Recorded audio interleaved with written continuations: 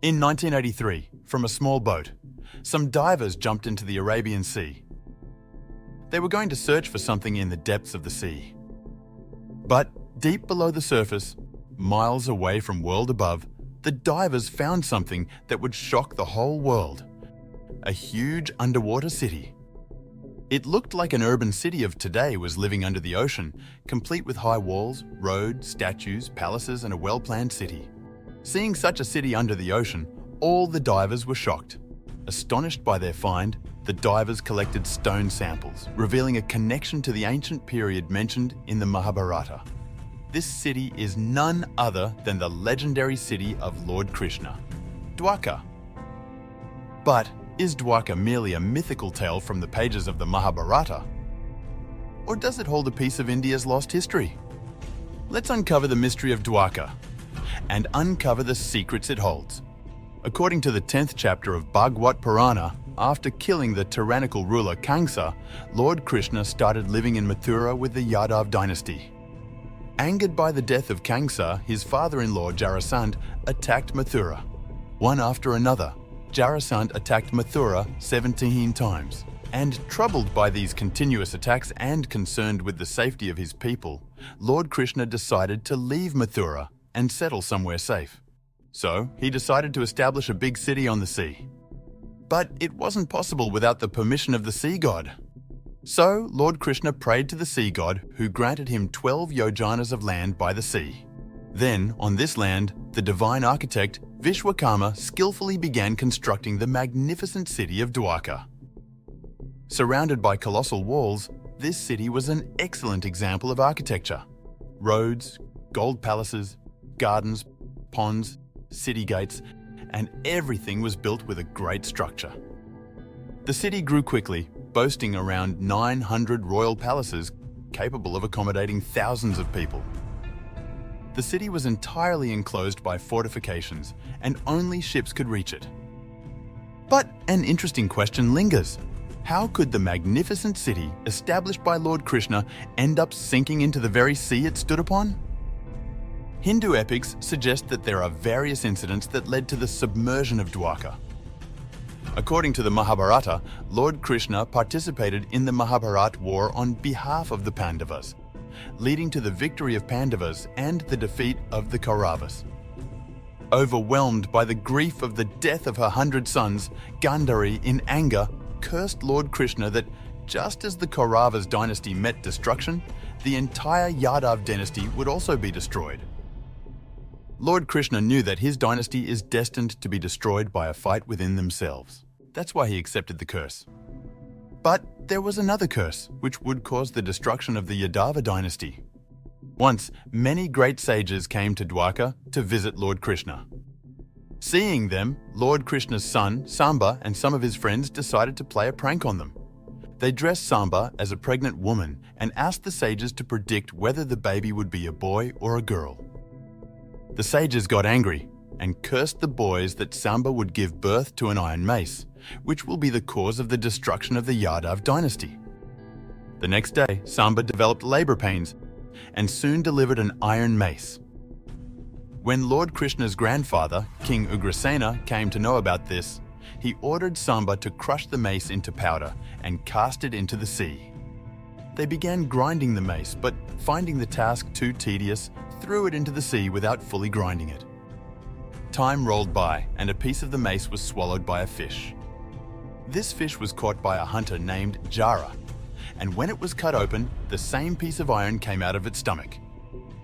Noticing that the iron piece had an arrowhead-like shape, Jara sharpened it and stuck it onto the tip of one of his arrows.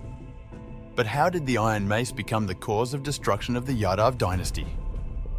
36 years had passed since the Kurukshetra war, and the time had come for Gandhari's curse to be fulfilled. Gradually, tension escalated in Dwarka.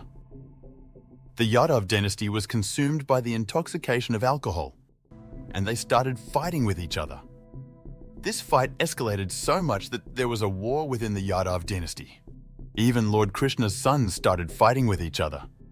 One by one, the entire dynasty was destroyed. Additionally, Balaram, Lord Krishna's brother, also left the earth. Distraught, Lord Krishna roamed the forests and sat under a tree.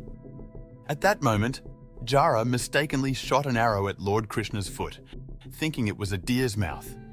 When Jara realized his mistake and sought forgiveness, Lord Krishna granted him amnesty and left his body.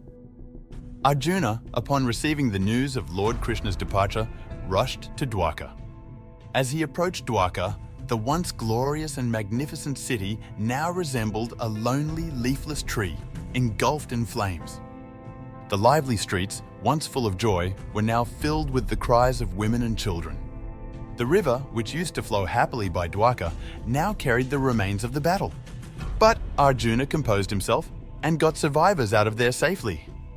With everyone leaving Dwarka and the gates closed prohibiting the entry of others, without delay, the ocean rushed to engulf the entire city and its wealth.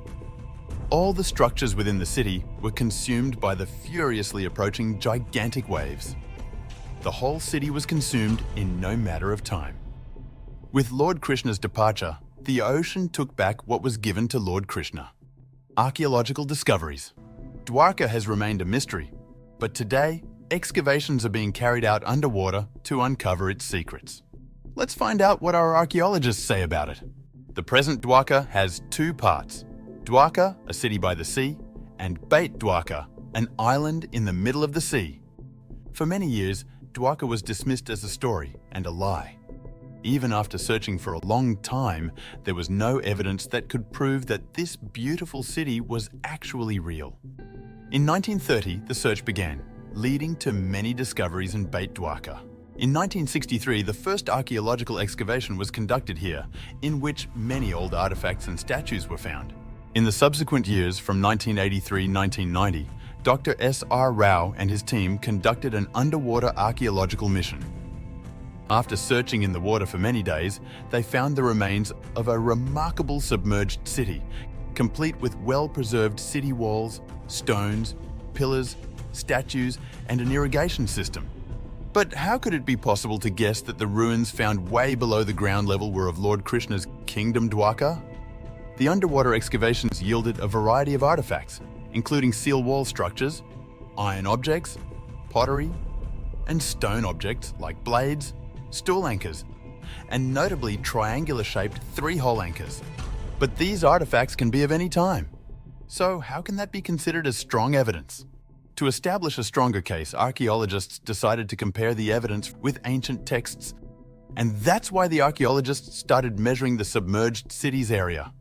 And surprisingly, the measurement of this area was around 12 yojanas, which corresponds to the land granted by the sea god to Lord Krishna for building Dwarka. The presence of a 30 to 40 meter wooded hill in Dwarka aligned with the description of Rivataka in the Mahabharata.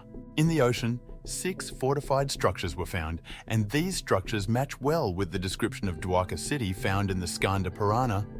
Among the ancient items found, there was a seal with a carving of a three-headed motif. This small seal, only 18 by 20 millimeters in size, is crafted from a conch shell. Interestingly, it backs up the reference made in Harivamsha Purana to the fact that every citizen of Dwarka should carry a seal, also called mudra, as a mark of identification when the city was attacked by Salva. Not only this, but large numbers of anchors were also found in this place, which tells us that Dwarka was a historic port from where India established trade relations with other countries for many years. Based on the information about planets and asteroids mentioned in the Mahabharata, Dr. Narhari Achar suggested that the Kurukshetra war happened around 3067 BC. According to Mahabharata, the construction of Dwarka also occurred in the Dwapara Yuga, and the Dwapara Yuga ended after Lord Krishna's death. According to a theory, 3,500 years ago, the land beneath Dwarka was at sea level. But as the sea level increased, the city gradually sank. But this contrasts with the Mahabharata's dramatic depiction of Dwarka sinking instantly due to waves colliding with the shore before Arjuna's eyes.